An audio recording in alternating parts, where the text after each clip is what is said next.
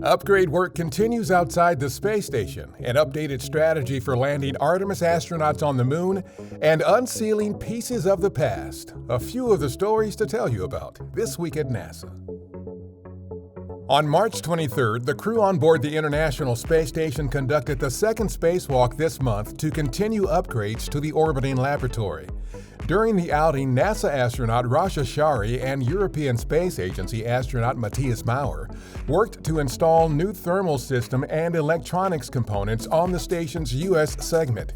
They also worked to install a power and data cable on the Columbus module's Bartolomeo science platform, replace an external camera on the station's truss, and conduct other upgrades to station hardware. Also on March 23rd, we announced plans to create additional opportunities for commercial companies to develop an astronaut moon lander that can transport humans between our lunar orbiting space station known as Gateway and the lunar surface for missions beyond Artemis 3, which will be the first mission to land astronauts on the moon in more than 50 years. The announcement is part of a strategy by the agency to pursue two parallel paths for continuing lunar lander development and demonstration, one that calls for additional work under an existing contract with commercial partner SpaceX, and another open to all other U.S. companies. This effort is meant to maximize NASA's support for competition and provides redundancy in services to help ensure NASA's ability to transport astronauts to the lunar surface.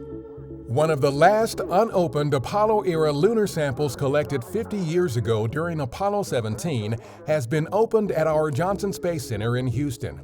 Sample 73001 had been kept vacuum-sealed and in pristine condition in anticipation of the day that scientists equipped with advanced technology could examine it. The Apollo Next Generation Sample Analysis Program is studying the sample and others like it as we prepare to send astronauts back to the moon for more samples on upcoming Artemis missions. On March 21st, the number of confirmed exoplanets or planets outside of our solar system ticked past the 5,000 mark. The milestone was reached when the latest batch of 65 exoplanets was added to the NASA Exoplanet Archive.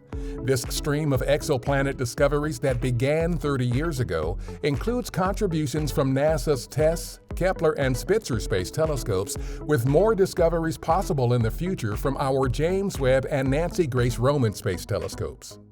On March 22nd, the newest U.S.-European sea level satellite named Sentinel-6 Michael Freilich became the official reference satellite for global sea level measurements.